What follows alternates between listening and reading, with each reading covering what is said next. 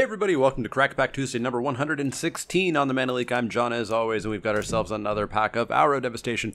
We're going to crack it open, we're going to see what's in it, and we're going to talk about what we would take pack one, pick one if this was a draft. Up first is Countervailing Winds. 2 and a blue for an instant counter target spell unless its controller pays 1 for each card in your graveyard, cycling for 2 generic mana. This is fine. It's pretty darn okay. It doesn't have to be in the dedicated cycling deck, and you can still sometimes make this into a Mana Leak. And later in the game, it even gets better. It even becomes potentially, not always, don't get too excited, but potentially just a flat-out counterspell. It's fine. It's not nowhere near a first pick. It's not going to hang out in frame, but I'm okay having these in my blue decks if I, get them kind of late mid-pack. Sandblast is up next. 2 and a white for an instant. It deals 5 damage to target attacking or blocking creature. It's fine. It's certainly better than Countervailing Winds. I would first pick it if the pack turns out to be really weak. Let's hope it doesn't turn out to be that weak. It's fine enough removal. Attacking or blocking and killing the vast majority of things in the set is pretty darn good. Not conditional. Obviously, it requires a specific situation, but that situation comes up quite a bit. So I'm fine with a Sandblast. Kindled Fury is a single red mana for an instant. Target creature gets +1/+0 and gains first strike until end of turn. This is a generic combat trick. It's fine. I like when combat tricks give a boost plus first strike because it typically means your creature's going to live and theirs is going to die. But you don't go out of your way to pick these. You don't go out of your way to play them. They should be very, very, very late picks. And cut if you don't have anything, or if you have anything better to go in there. Certainly nowhere near a Kindled Fury is an Ambuscade, arguably the best common in the set. 2 and a green for an instant. Target creature you control gets +1/+0 until end of turn. It deals damage equal to its power to target creature an opponent controls. This and Open Fire are kind of fighting it out for the best common in the set in my mind. I don't know which I like more. This obviously kills a lot more things, but it's much more vulnerable to on-summons and bounce effects and etc. But still, easy first pick in many, many, many packs. Certainly blows that Sandblast out, so we can take that out of frame right now. Up next is Carryin Screecher. Carryin Screecher is 3 and a black for a creature zombie bird. It's got flying. It's a 3/1. That's about it. It's fine. Obviously goes in the zombie deck pretty well. Goes in some black-red aggressive decks. 4 mana is a little bit much. This is, I still think, a very fast format. It's slower than Amonkhet, but I've seen people saying that this is like grindingly slow, but I think those people just don't have experience with real slow sets. It's a pretty slow format for the past, year and a half, but it's still a fast format. So I'm a little bit iffy on the 4 mana for the 1 toughness, but it's fine enough.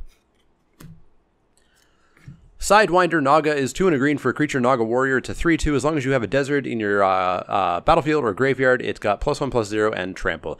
This is fine. It's probably pretty near the bottom for me on the Desert Matters cards. It's not really that big of a payoff. I wouldn't go out of my way to make sure that I have this turned on. I wouldn't be playing off-color deserts or stuff like that. But, if it is a 4/2 trample, it's fine. I'm not a fan of the 4/2 stats, but luckily the 3/2 for 3 fail state is fine filler. But nowhere near first pick, and nowhere near Ambuscade. Graven Abomination is up next. Graven Abomination is 3 generic mana for an artifact creature horror. It's a 3/1. When it attacks, you exile target card from defending player's graveyard.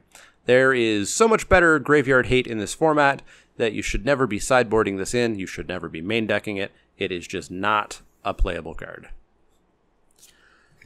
Steadfast Sentinel is similar, but arguably playable. 3 and a white for a creature human cleric with vigilance. It's a 2/3. You can eternalize it for 4 white. I don't like paying 4 mana for a 2/3 vigilance. I don't like paying 6 mana for a 4/4 vigilance. At least that's a little bit better. But yeah, Steadfast Sentinel is about as bottom of the barrel as you can get for eternalize. It's just not a great card. It should be a very late pick, and you should cut it very, very readily. Next up is Feral Prowler. Feral Prowler is 1 and a green for a creature cat. It's a 1/3. When Feral Prowler dies, draw a card. I'm not a big fan of this card. I don't look at this card as one of the you're allowed to block now sort of creatures because it blocks once in most cases. It does not block the exert creatures. It does not block the 4 power creatures that are out there. It doesn't block the combat tricks. It dies to so much. It'll block 1 creature, maybe once. That being said, it's fine. I've played it a number of times. I don't go out of my way. I certainly cut it if I can. But yeah, Feral Prowler. This cat's just not that exciting, and it doesn't beat Ambuscade. Our final common, meaning we have 10 commons, so no foil, womp womp, is Desert of the Shrew. It's a land desert tapped. You can tap it for a white mana, you can cycle it for 1 and a white. I'm not as high as some people are on these. And that's because some people are ridiculously high on these. Like, oh, there's nothing in the pack, I'll first pick this desert. I don't think they're that good. I hate having to play these on turn 2 or 3 or 4 and going off curve. Late in the game, real late in the game, yeah, it's great to draw them and cycle them. But I'm not going to hang on to them in my hand and wait for the late game. I'm going to play them, and it just feels so bad playing a tap land. I've seen so many games where the player top decks a tap land, they need the land, they play it, and it's just a time walk. That being said, I'll still play them. I'll still play them reliably, often even if I don't have a Desert Matters card. But I'm just... be careful. Think about your mana bases. Same thing for the colorless deserts. Think about your mana bases. People are hurting their mana base a little bit too much in my mind in this format, and I think it's leading to some unnecessary losses. That being said, it's a fine card. I'll play these. I'll play these readily, but nowhere near a first pick.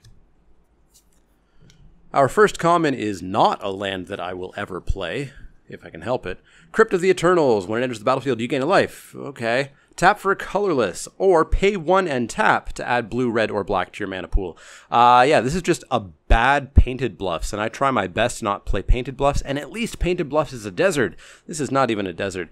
This is just a bad, bad, bad card. This is not fixing. It's technically fixing, but it costs you mana.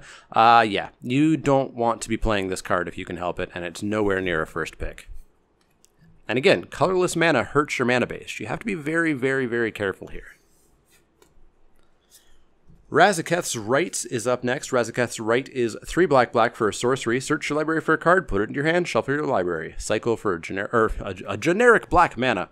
Yeah, this is not good. Tutors, unless they are super cheap and instant speed, which they never are anymore, they're just not good. A lot of people will think of this as a second copy of their bomb. It's a second copy of Ambuscade.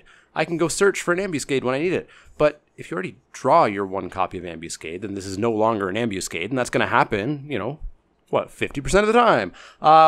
Yeah, tutors are nowhere near as good as people like. They're definitely a new player trap because they feel like you're cheating. But you're just cheating yourself. Don't play Razaketh's Right. I don't care how many bombs you have. You would have to have just a ludicrous number of bombs to play this, and I still would probably just play a different card. Our final uncommon is Claim to Fame. Claim is a single black mana for a sorcery. Return target creature with CMC 2 or less from your graveyard to the battlefield. Fame is 1 and a red. Target creature gets +2/+0 and gains haste until end of turn.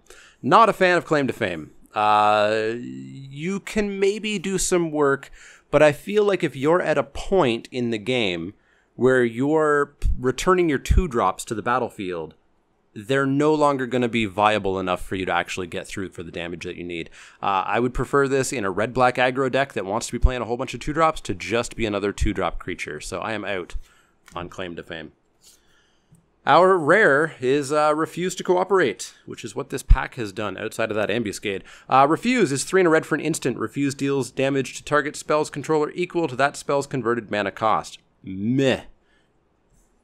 Cooperate, 2 and a blue. Copy target instant or sorcery spell. You may choose new targets for the copy. Meh. These are just so situational and require you to have mana open on a turn where you have no idea what's going to happen, and so you may just waste your turn to do anything. Yeah, there's way too much going on here. There's way too much impetus put on your opponent to be doing something and for you to not be doing anything other than holding this card in the mana back and hoping. And that's not a way to play Magic. Don't play Magic passively. Play it actively. Make sure you're actively doing things. This does not actively do something, so I am not ever playing Refuse to Cooperate. So this pack, unfortunately, was pretty darn weak. It's an easy Ambuscade in my mind. Would you have taken Refuse to Cooperate, or... I can't even think of what else anybody would even consider taking out of this pack. Let me know in the comments down below, but I do believe it's an easy Ambuscade. As always, if you have any questions, comments, or suggestions, you can find me on Twitter at The Mana Leak. That's L-E-E-K, like the vegetable, not the card. You can also find me at Facebook.com/TheManaLeak, Twitch.tv/TheManaLeak, and Patreon.com/TheManaLeak. If you like the content, click that thumbs up button. If you haven't already and you want to see more content, click subscribe. And if you do have those questions, those comments, or those suggestions, let me know.